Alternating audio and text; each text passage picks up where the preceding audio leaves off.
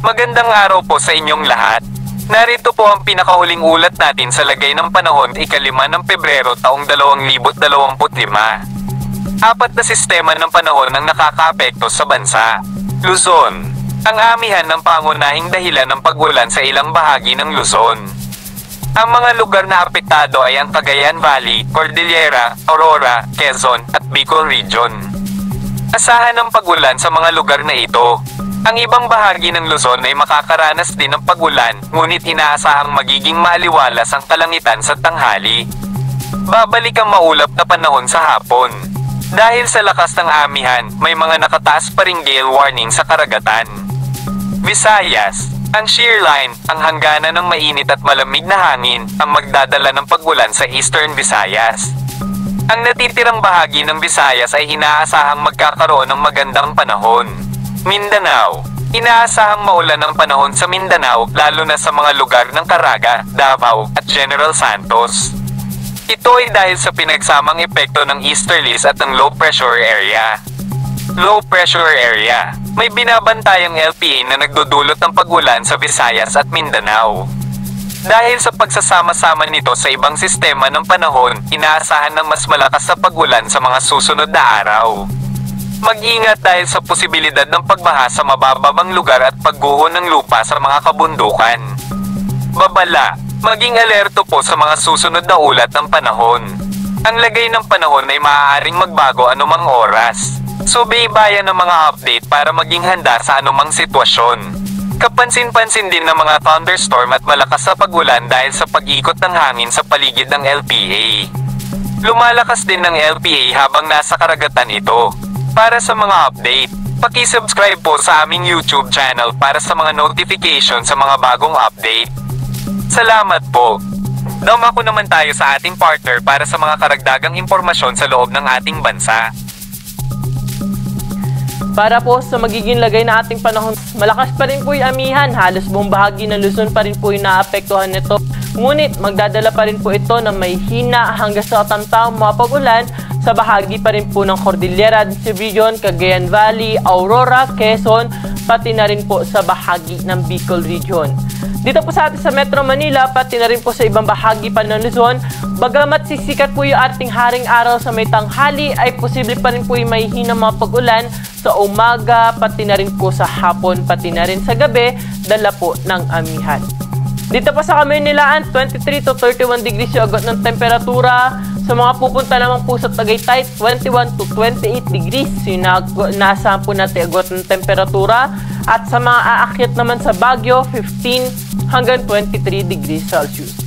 Sa Luwag naman, 23 to 31 degrees yung agot ng temperatura. At sa Tugigaraw, dahil po inaasahan natin na magiging maulan maghapon, ay nasa around 21 to 27 degrees lamang yung agwat ng temperatura.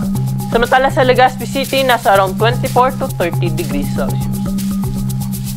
Sa mga kababayan naman po natin sa Puerto Princesa City, pati na rin po sa Kalayaan Islands, nasa around 25 to 32 degrees yung agwat ng temperatura.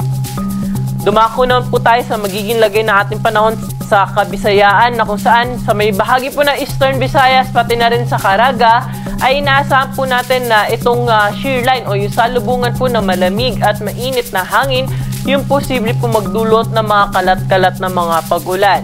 Samantalang easterlies naman, inaasahan natin na patuloy na magdadala ng mga scattered rain shower sa bahagi po ng Sorsogen at sa may Davao Region. Kaya po pinag-iingat natin yung ating mga kababayan na nakatira po sa low-lying areas, pati na rin sa bulubunduking lugar, sa posibilidad po ng mga pagbaha at mga pagguho ng lupa. Kaya patuloy po tayong mag-antabay sa mga update po. Samantala sa may Central at Western Visayas, pati na rin po sa ibang bahagi pa ng Mindanao, ay maaliwalas yung panahon sa umaga hanggang tanghali. Pero hapon at gabi, expect po natin na magiging maulap din ang kalangitan dyan na may kalat-kalat or mga isolated na mga pag-ulan, dala rin po ng easterlies.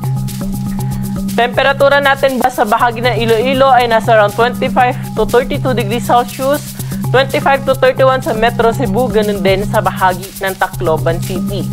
Aabot din sa 31 degrees yung maximum temperature sa Cagayan de Oro, pati na rin po sa Metro Davao. Samantala sa may Zamboanga, 25 to 33 degrees yung agwat ng temperatura. At narito naman po yung ating gale warning. So nakataas pa rin po yung gale warning natin sa may baybayin ng Batanes, Cagayan, kasama ang Babuyan Islands, pati na rin po sa Isabela, Ilocos Norte, Ilocos Sur, ilang baybayin po sa La Union, pati na rin sa ilang baybayin pa ng Pangasinan. Kapag may gale warning po tayo, hindi natin hinahayaang pumalaot yung ating mga kababayan, mga isda, pati na rin yung may maliit na sasakyang pandagat dahil sa posibilidad na malalaki at matataas na mga pag-alon, posible po umabot sa 4.5 meters ang wave height. Para naman po sa ating 3D weather outlook sa mga pangunahing syudad dito po sa Luzon, partikular na po dito sa Metro Manila na kung saan for the next 2 days o hanggang Biyernes, posible pa rin po may hinang mga pag-ulan o mga pag-ambon dala ng amihan. Pero pagdating po ng Sabado, mas maulap na kalangitan po inaasahan natin dito sa Kamunilaan at pwede pa rin po o posible pa rin yung mga may hina na katamtaman at kung minsan malakas na bugso ng pag-ulan, dala po ng shear line. Sa may Baguio City naman, for the next 3 days, patuloy na maapektuhan ng amihan, kaya may mga may hina hanggang sa katamtaman pa rin po tayo mga pag-ulan na inaasahan dyan, lalo na pagdating ng Biyernes hanggang sa Sabado. Itong bahagi naman po ng Legazpi City o halos buong Bicol region po, inaasahan natin na hanggang Sabado ay makakaranas ng maulap na kalangitan na may kalat-kalat na mga pag-ulan, mga pagkidlat at pagkulog, dala nga po ito ng shear line. Kaya ingat po sa ating mga kababayan, lalo na yung nakatira sa mga low-lying areas at sa bulubunduking lugar.